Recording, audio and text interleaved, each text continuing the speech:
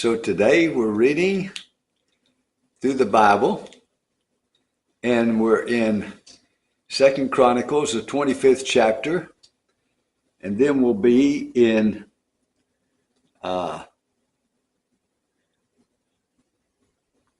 10th chapter, and then we'll be in Matthew, the 14th chapter, and then we'll be in 1 Corinthians, the 11th chapter. That's 4 chapters. So we're in 2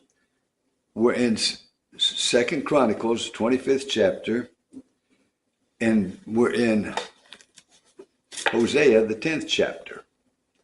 Those two takes us a little longer than a year to get through the Old Testament, but takes us less than a year to get through the New Testament.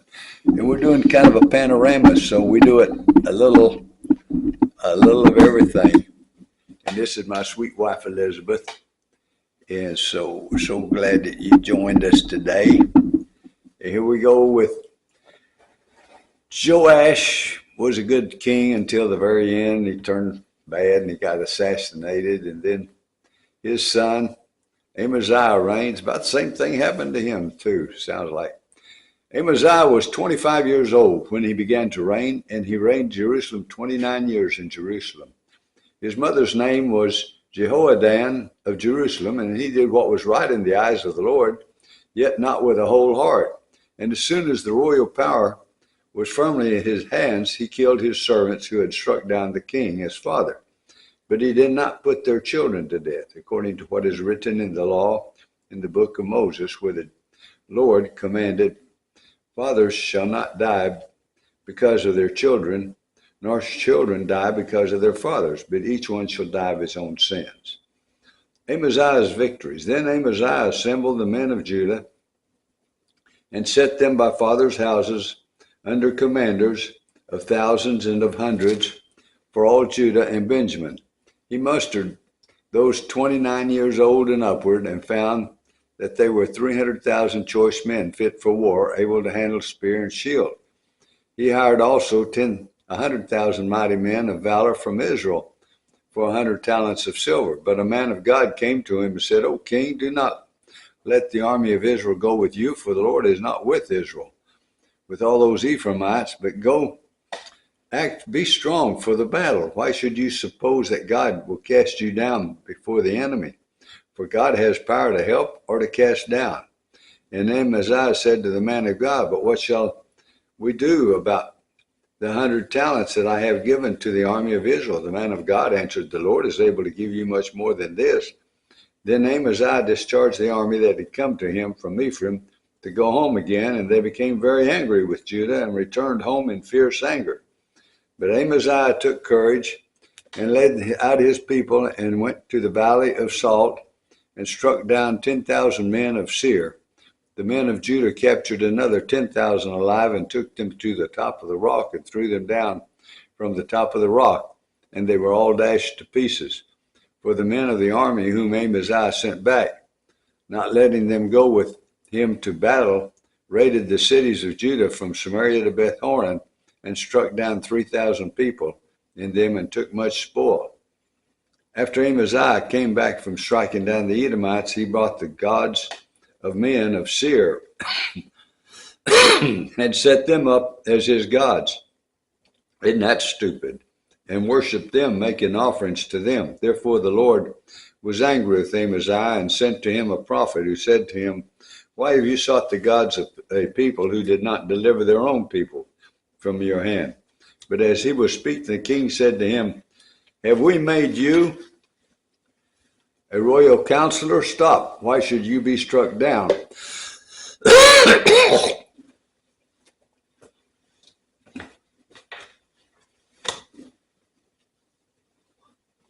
Sorry about that.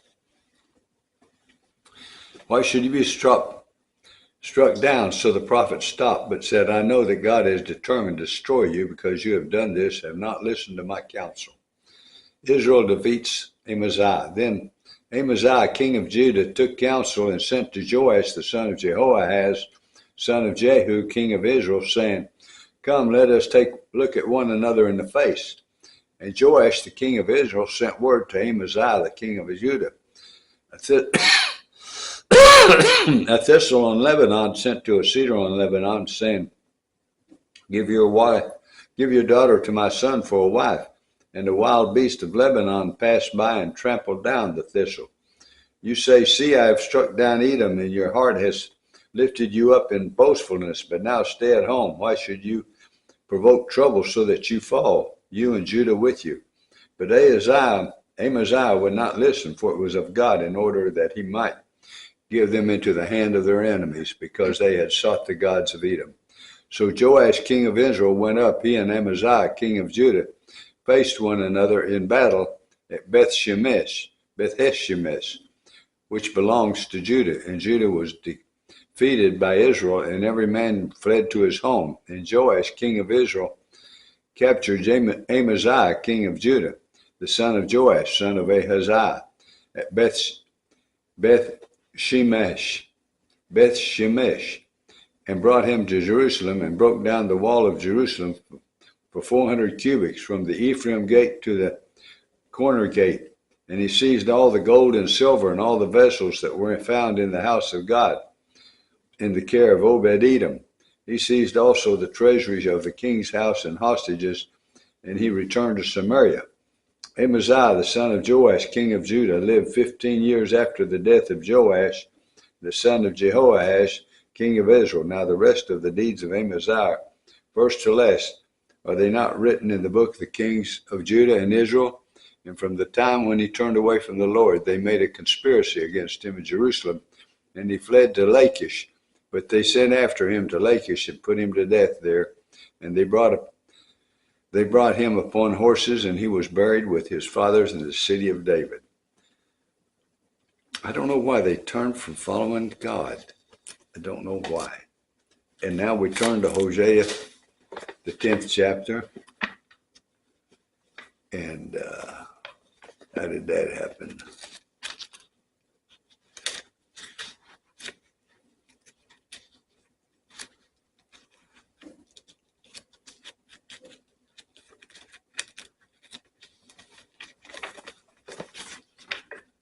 Lost. Hosea, the 10th chapter. Israel is a luxuriant vine that yields its fruit. The more his fruit increased, the more altars he built. As his country improved, he improved his pillars. Their heart is false. Now they must bear their guilt. The Lord will break down their altars and destroy their pillars. For now they will say, We have no king. For we do not fear the Lord. And a king, what could he do for us? They utter mere words. With empty oaths they make covenants, so judgment springs up like poisonous weeds in the furrows in the field. The inhabitants of Samaria tremble. For the calf of Beth-haven, its people mourn for it, and so do its idolatrous priests. Those who rejected over it and over its glory, for it is departed from them. The thing itself shall be carried to Assyria as a tribute to the great king. Ephraim shall be put to shame, and Israel shall be ashamed of his idol. Samaria's king shall perish like a twig on the face of the waters. The high places of Avon, the sin of Israel, shall be destroyed. Thorn and thistle shall grow up on their altars, and they shall say to the mountains, Cover us, and to the hills, fall on us. From the days of Gibeah you have sinned, O Israel. There they have continued. Shall not the war against the unjust overtake them in Gibeah? When I please, I will discipline them, and nations shall be gathered against them, and when they are bound up for their double iniquities. Ephraim was a trained calf that loved to thresh, and I spared her fair neck. But I will put Ephraim to the yoke. Judah must plow. Jacob must harrow for himself. Sow for yourselves righteousness. Reap steadfast love. Break up fallow ground.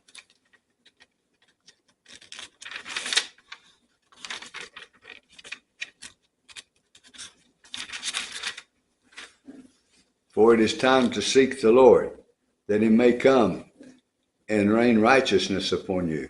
You have plowed iniquity, you have reaped injustice, you have eaten the fruit of lies, because you have trusted in your own way and in the multitude of your warriors.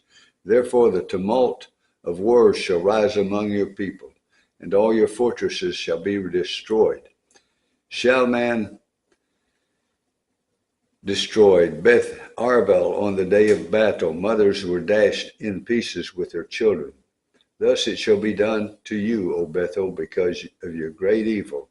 At dawn the kings of Israel shall be utterly cut off. My. And now we are in Matthew 14.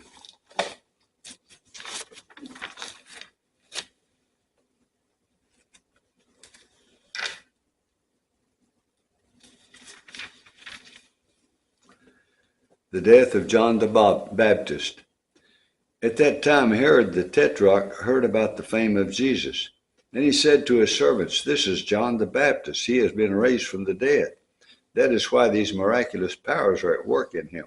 For Herod had seized John and bound him and put him in prison for the sake of Herodias, his brother Philip's wife, because John had been saying to him, "It is not lawful for you to have her." And though he wanted to put him to death, he feared the people, because they held him to be a prophet. But when Herod's birthday came, the daughter of Herodias danced before the company and pleased Herod, so that he promised with an oath to give her whatever she might ask. Prompted by her mother, she said, "Give me the head of John the Baptist here on a platter." And the king was sorry, but because of his oath and his guest, he commanded it to be given.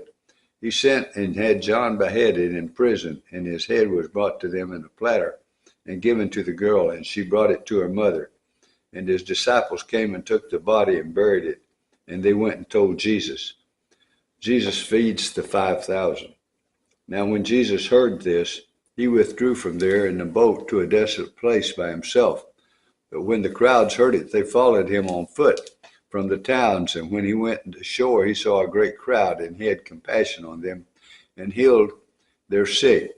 Now when it was evening, the disciples came to him and said, "This is a desolate place, and the day is now over. Send the crowds away to go into the villages and buy food for themselves." But Jesus said, "They need not go away. You give them something to eat." They said to him, "We have only 5 loaves here and 2 fish. And he said, Bring them here to me." Then he ordered the crowds to sit down on the grass, and taking the 5 loaves and the 2 fish, he looked up to heaven and said a blessing. Then he broke the loaves and gave them to the disciples, and the disciples gave it to the crowds. And they all ate and were satisfied, and took up 12 basketfuls of broken pieces left over. And those who ate were about 5,000 men, besides women and children. Jesus walks on the water. Immediately he made his disciples get into the boat and go before him to the other side, while he dismissed the crowds. And after he had dismissed the crowds, he went up on a mountain by himself to pray. When evening came, he was there alone, but the boat by this time was a long way from the land, beaten by the waves, for the wind was against them. And in the 4th watch of the night he came to them walking on the sea. But when the disciples saw him walking on the sea, they were terrified and said, "It is a ghost." And they cried out in fear. But immediately Jesus spoke to them, saying, "Take heart, it is I, do not be afraid." And Peter answered him and said, "Lord, if it is you, command me to come to you on the water." He said, "Come." So Peter got out of the boat and walked on the water and came to Jesus. But when he saw the wind, he was afraid and began to sink, sighed out, and cried out, "Lord, save me." Jesus immediately reached out his hand, took hold of him, saying to him, "O you of little faith, why did you doubt?" And when they got into the boat, the wind ceased, and those in the boat worshipped him, saying, "Truly you are the Son of God." Jesus heals the sick in Gennesaret. And when they had crossed over, they came to a land in Gennesaret. And when the men of the place recognized him, they sent around to all the region and brought in to him all who were sick, and implored him that they might only touch the fringe of his garment. And as many as touched that were made well. And now we turn to 1 Corinthians, the 14th chapter.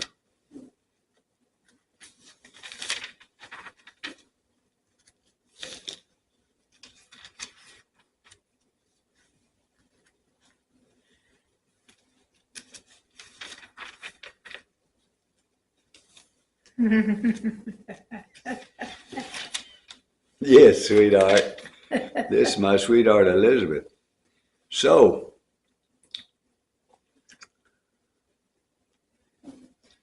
I'm sorry, we're in the 11th chapter. Yeah, 11th chapter. Okay.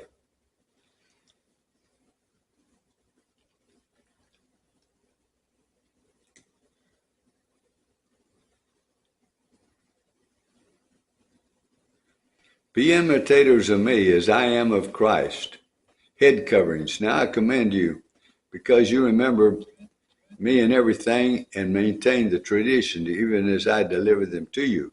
But I want you to understand that the head of every man is Christ. The head of a wife is her husband, and the head of Christ is God. Every man who prays and prophesies with his head covered dishonors his head. But every wife who prays or prophesies with her head uncovered dishonors her head, since it is the same as if her head were shaven. For if a wife will not cover her head, then she should cut her hair short. But since it's disgraceful for a wife to cut her off her hair to shave her head, let her cover her head. For a man ought not to cover his head, since he is the image of the glory of God. But woman is the glory of man. For man was not made from woman, but woman from man. Neither was man created for woman, but woman for man. That is why a wife ought to have a symbol of authority on her head, because of the angels. Nevertheless, in the Lord, woman is not independent of man, nor man of woman. For as woman was made from man, so man is newborn from women. And all things are from God. Judge for yourself. Is it proper for a wife to pray to God with her head uncovered? Does not nature itself teach you that if a man wears long hair, it is a disgrace for him?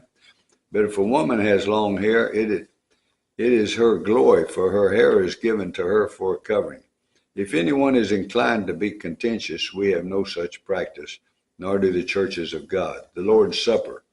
But in the following instructions I do not commend you, because when you come together, it is not for the better, but for the worse.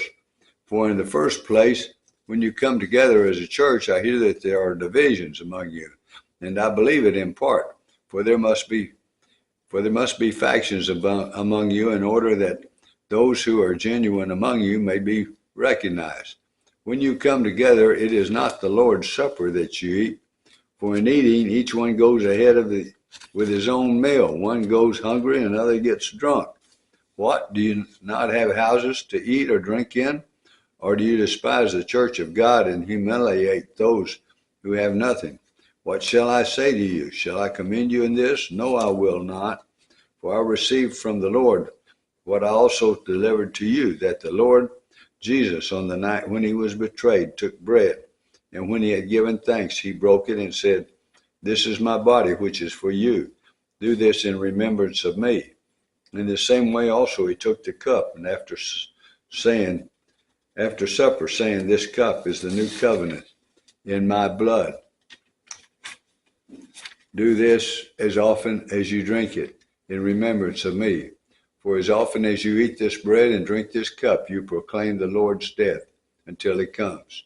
Whoever therefore eats the bread or drinks the cup of the Lord in an unworthy manner will be guilty concerning the body and blood of the Lord. Let a person examine himself then, and so eat of the bread and drink of the cup.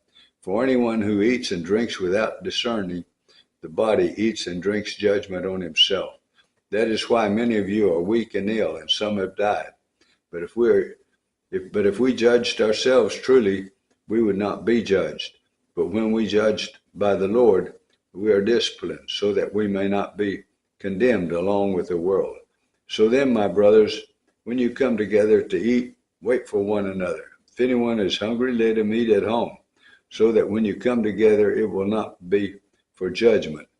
About the other things, I will give direction when I come. So that was the 4 chapters today. I hope you enjoyed them. Like I said, it gets us through the Old Testament in less than a year. In the New Testament, in Old Testament, a little over a year, and in the New Testament, a little less than a year. It's a panorama of the Bible. They're split up in parts. Thank you.